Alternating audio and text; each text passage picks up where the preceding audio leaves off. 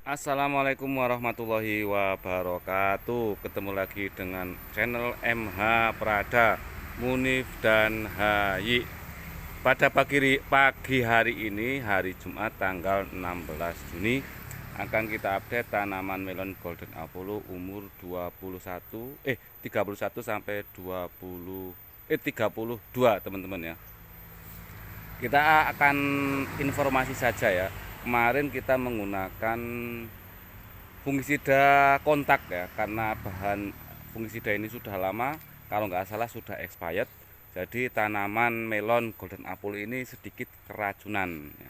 Kemarin saya kira itu kena penyakit trip, tapi kalau kena penyakit trip ataupun virus itu hampir sama ya.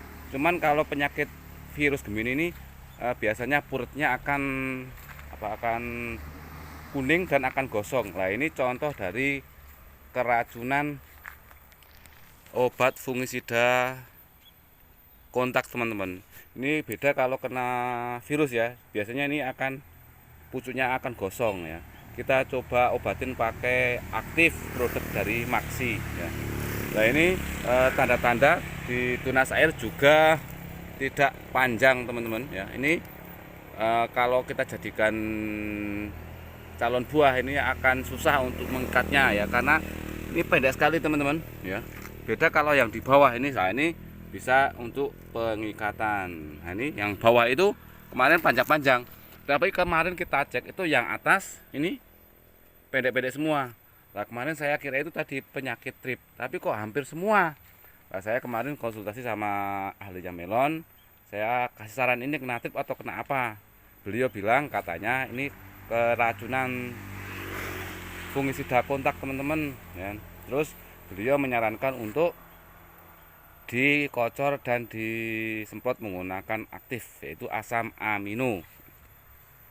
Jadi rata-rata yang ini nih keracunan. Jadi yang keracunan itu tidak hanya manusia, tapi tanaman. Kalau kita overdosis menggunakan obat-obatan baik insektisida ataupun fungisida, ini juga akan keracunan.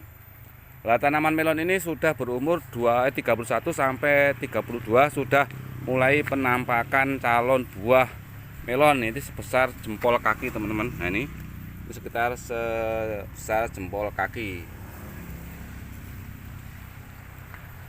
Kalau nggak nanti sore ataupun besok akan kita kocor menggunakan MKP untuk MKP kalsium sama PN-Pril. Kalsium ini akan membantu tanaman akan kuat batangnya dan tidak rentan kena penyakit. Untuk PN-Pril atau KNO3 putih membantu pemanisan, dan MKP juga membantu kemanisan, tadi menjaga kerontokan dari bunga-bunga, teman-teman.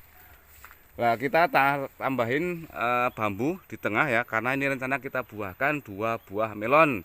Takutnya nanti kalau kita tidak tambahin bambu akan tidak kuat untuk pengikatnya kabel telepon ini, teman-teman. Jadi ini tadi sebelum saya video ini sudah saya bantu polinasi, karena kemarin di sekitar lahan ini saya lihat kupu-kupu ataupun ini tawon itu jarang sekali. Nah, yang di bawah-bawah itu biasanya tidak terjangkau oleh serangga-serangga, jadinya kita bantu. Nah, ini teman-teman bunganya, ini udah layu bunga jantannya dan bunga betina yang layu seperti ini. Nah, akan kita tunjukkan calon bakal buah yang basang ataupun tidak jadi. Kemarin saya lihat ada di mana ya. Nah, ini teman-teman. Ini contoh dari ini, karena di bawah, teman-teman, karena tidak terjangkau oleh serangga. Jadi ketika mau jadi buah atau bakal buah melon dia basang ataupun tidak jadi. Yang jadi nanti biasanya dia tidak akan kuning atau tidak akan basang. Ya tadi seperti saya lihatkan tadi ya. Kita lihat ya, ini teman-teman yang jadi seperti ini. Ini insya Allah jadi.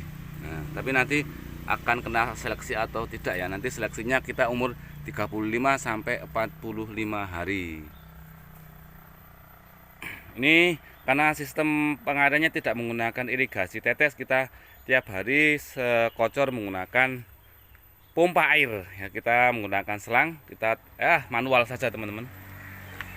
Ini kalau dilihat dari bawah sampai atas ini sudah ada daun 30 ya. Nah, nanti biar itu daunnya membesar semua, karena eh, akan kita buahkan 2 melon biar daunnya ini besar dan batangnya juga besar. Ini kalau dilihat semuanya tanamannya bagus, cuma kemarin ada kendala itu overdosis fungisida kontak nih. Sekali lagi ini teman-teman, ini yang seperti ini. Nih kalau purut juga tidak, dan ini efeknya juga ke tunas-tunas air. Ini tidak panjang-panjang teman. Beda kalau yang ini harusnya kan panjang seperti ini teman-teman. Kelihatan nggak? Nah, seperti ini. Ini teman, harusnya kan panjang seperti ini teman. Tapi pada purut ini teman. Nih kita sudah potong seperti ini, purut nih.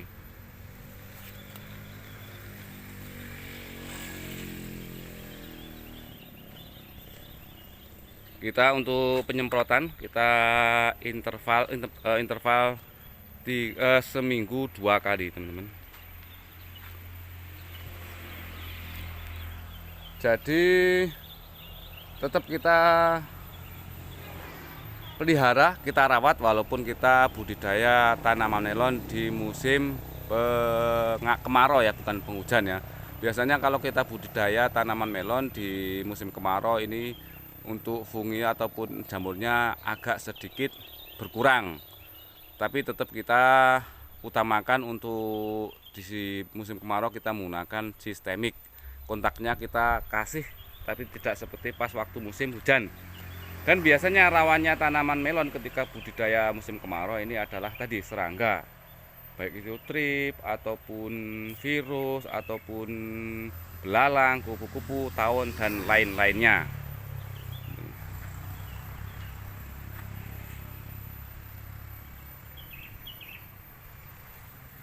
Teman-teman ya, bisa dilihat seragam semua. Ini update tanaman melon umur 31 sampai 32 hari. Nanti sekitar umur 60 sampai 65 hari. Ini sebentar lagi panen lah. Enggak, sekitar ya sebulan lagi teman-teman. Nah, nanti kita akan nih kocor menggunakan MKP ya, untuk old adaptnya, untuk yang lainnya belum, tidak saya bawa ya. Lah kemarin untuk antisipasi apa tadi, baik itu keracunan ataupun atau antisipasi purut, ini kita menggunakan aktif teman-teman. Sebentar, ya ini aktif teman-teman. Ini kita menggunakan bahan aktif, itu bioaktivator tanaman produk dari Maxi.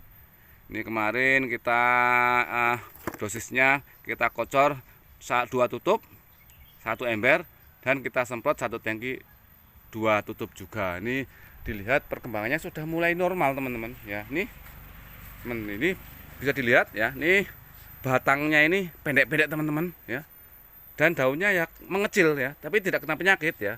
Beda kalau yang normal. Nah, ini batangnya ini panjang ya, tumbuhnya normal ya.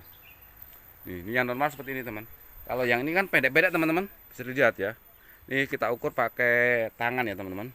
Bentar. Nah, ini kita ukur pakai tangan ini setengah jari tunjuk ya. Yang normal ini hampir segini teman.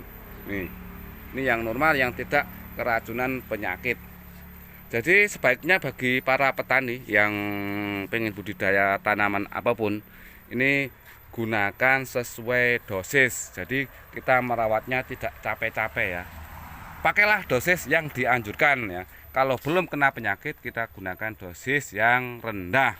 Tapi kalau sudah kena penyakit, gunakan sesuai dosis yang ada di label obat-obatan, baik insektisida ataupun fungisida, daripada menyesal kemudian ya. Jadi nanti kita tidak boros dalam penggunaan insektisida ataupun fungisida. Terus untuk penyemprotan sendiri sebaiknya gunakan berkabut ya. Tahun kemarin pas waktu kita musim penghujan ini habis 1 tangki lebih kayak teman-teman. Tapi setelah kita tahu dan kita edukasi bagaimana penyemprotan, ini hanya setengah tangki ya. Lah kemarin kelirunya ini kita menggunakan fungisida yang sudah expired, makanya tanaman ini keracunan. Sekali lagi keracunan. Jadi tidak manusia saja yang keracunan, tapi tanaman budidaya kita itu juga bisa keracunan apabila overdosis ya.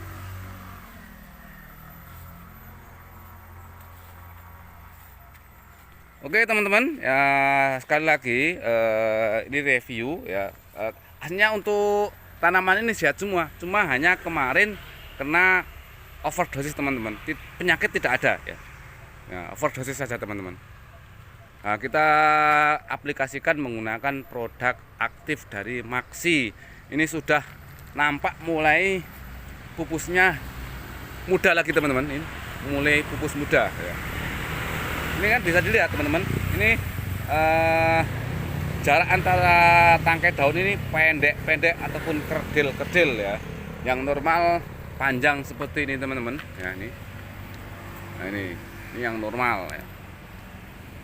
Oke, terima kasih yang sudah menonton video ini. Semoga video ini bisa menambah ilmu teman-teman yang sedang menjalankan dunia pertanian dalam dunia tanaman melon ya.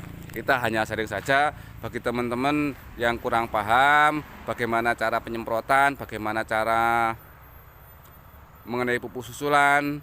Nanti bisa komen di kolom komentar. Dan bagi teman-teman yang pengen menginginkan produk Maxi ya, baik itu Besti, itu perekat perata, dan aktif itu asam amino, vermectin, Forester, Riosol, nanti bisa kontak WA. Nanti WA akan kita taruh di layar kaca teman-teman. Oke, terima kasih. Salam pertanian, salam sukses. Assalamualaikum warahmatullahi wabarakatuh.